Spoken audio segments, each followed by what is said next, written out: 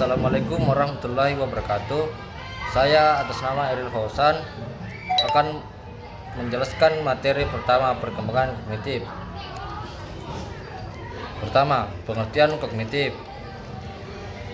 Kognitif adalah bagaimana seorang anak mampu beradaptasi dan mempelajari suatu objek serta kejadian-kejadian yang ada di sekitarnya. Kognitif juga merupakan sebuah kegiatan mental yang membuat suatu individu mampu menghubungkan, menilai, dan mempertimbangkan suatu peristiwa. Sebagai akibatnya, individu tersebut menerima pengetahuan setelahnya. Kognitif tidak bisa dipisahkan menggunakan kecerdasan seseorang. Yang kedua, bagaimana perkembangan kognitif? Yang pertama, tahap sensori motor atau usia 0 sampai 2 tahun. Pada tahap ini, bayi akan membangun suatu pemahaman tentang dunia, mengkoordinasikan pengalaman sensor seperti melihat dan mendengar dengan tindakan fisik. Dengan berfungsinya alat indera serta kemampuan melakukan gerak motorik dalam bentuk refleksi ini, maka seorang bayi berada dalam keadaan siap untuk mengadakan hubungan dengan dunianya.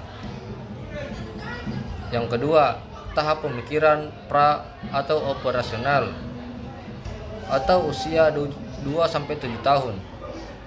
Pada tahap ini, anak akan menggambarkan dunia mereka dengan kata-kata, gambar atau simbol, namun masih belum bisa untuk melakukan operation, yaitu tindakan mental yang sebelumnya dilakukan secara fisik. Yang ketiga, tahap operasi berpikir konkret atau usia 7-11 tahun. Pertama, yaitu ada pengurutan, centering, reversionality, konversasi, dan penghilangan sifat, egosentrisme. Yang keempat, tahap operasi berpikir formal, yaitu usia 11 hingga dewasa. Tahap ini adalah periode akhir perkembangan kognitif dalam teori Piaget. Karakteristik tahap ini adalah diperolehnya kemampuan untuk berpikir secara abstrak, menalar secara logis, dan menarik kesimpulan dari informasi yang tersedia. Dalam tahap ini, seseorang dapat memahami hal-hal yang seperti cinta, bukti nalar, dan nilai. Yang ketiga, fungsi perkembangan kognitif. Yang pertama, perhatian. Perhatian merupakan penyeleksi rangsangan yang nantinya menjadi fokus perhatian dan bisa diabaikan secara bersamaan. Rangsangan yang dimaksud bisa berupa bau, suara, maupun gambar. Yang kedua, memori atau daya ingat. Memori atau daya ingat berkaitan dengan tingkat kefokusan seseorang. Semakin fokus, semakin baik memori atau daya ingat. Hal ini menunjukkan bagaimana suatu informasi akan ditransfer dan disimpan di dalam otak. Yang ketiga, fungsi eksekutif. Fungsi eksekutif merupakan fungsi yang mengarahkan manusia untuk menjadi perencana dan melaksanakan sesuatu yang telah ia rencanakan. Nah, dari sinilah seseorang terlihat bagaimana cara menyelesaikan setiap permasalahan. Yang keempat, kemampuan berbahasa. Kemampuan berbahasa berkaitan dengan bagaimana seseorang mampu menyusun kata-kata saat berkomunikasi dengan orang lain. Setiap orang memiliki kemampuan berbahasa yang berbeda-beda, tergantung dari fungsi kognitifnya. Yang kelima, merasakan dan mengenali. Kehadiran fungsi kognitif membuat seseorang bisa merasakan dan mengenali segala sesuatu di sekitarnya. Misalnya membedakan antara jeruk dan lemon, semangka dan melon, dan seterusnya. Baiklah, saya akan menjelaskan materi kedua, yaitu hakikat pertumbuhan dan perkembangan. Pertama, pengertian pertumbuhan dan perkembangan. Pertumbuhan dan perkembangan adalah dua istilah yang selalu digunakan dalam psikologi. Pertumbuhan atau growth adalah perubahan secara fisiologis sebagai hasil dari proses pematangan fungsi-fungsi yang berlangsung secara normal pada anak-anak yang sehat pada waktu yang normal. Berbeda dengan perkembangan lebih bersifat kualitatif berkaitan dengan pematangan fungsi organ individu. Contohnya, bertambahnya kemampuan dalam struktur dan fungsi tubuh yang lebih kompleks dalam pola yang teratur. Misalnya dalam perkembangan bahasa, emosi, intelektual, perilaku.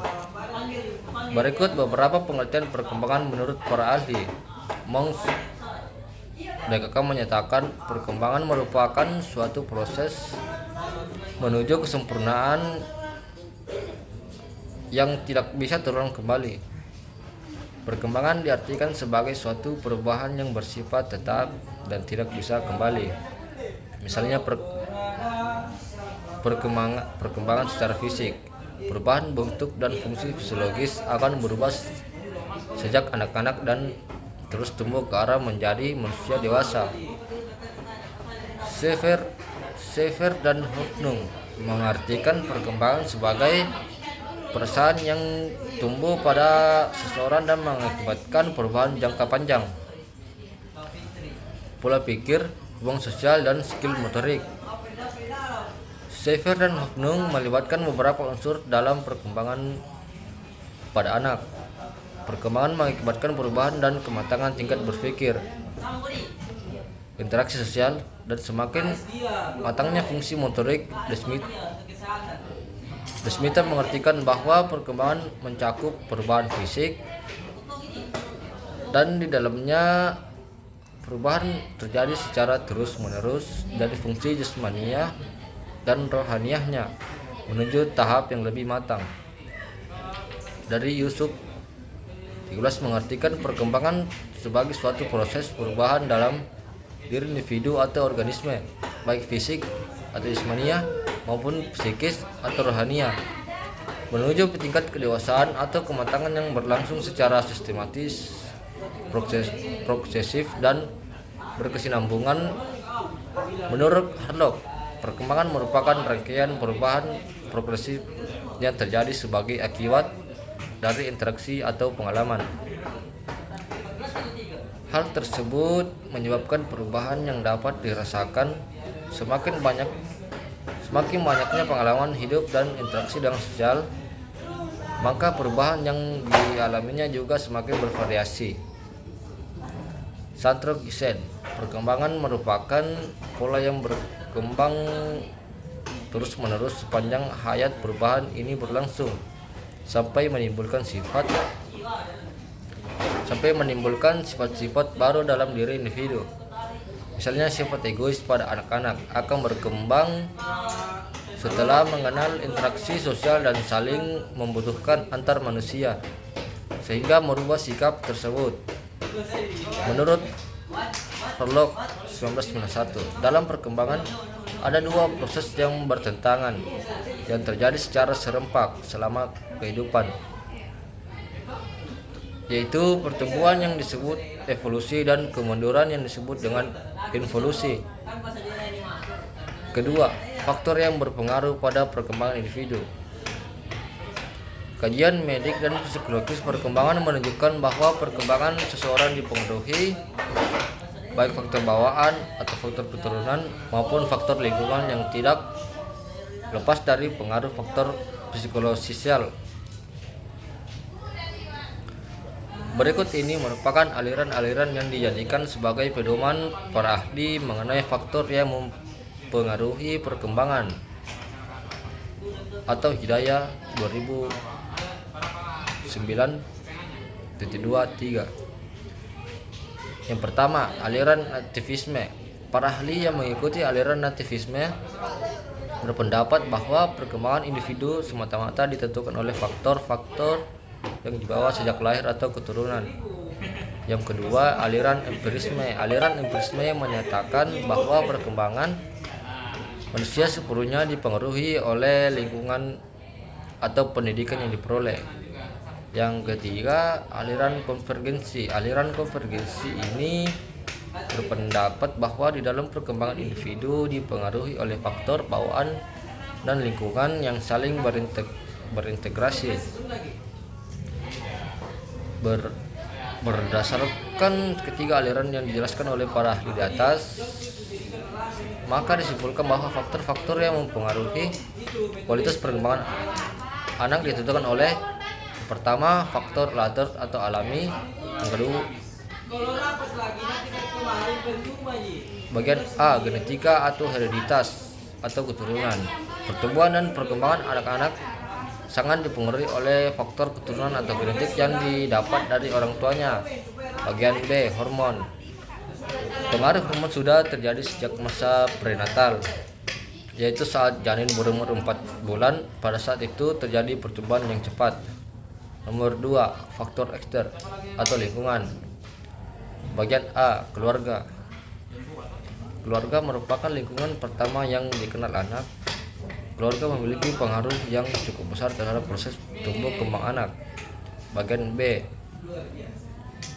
kelompok teman sebaya saat anak sudah memasuki usia sekolah. Teman sebaya akan sangat berpengaruh pada perkembangan anak. Hal ini dikarenakan anak-anak lebih banyak menghabiskan waktu bersama dengan temannya. Bagian C, pengalaman hidup. Pengalaman hidup dan proses pembelajaran menjadikan anak berkembang dengan cara mengaplikasikan apa yang telah dipelajari pada kebutuhan yang perlu dipelajari. Bagian D, kesehatan lingkungan. Tingkat kesehatan mempengaruhi respon Aryak terhadap lingkungan dan respon orang lain pada anak tersebut.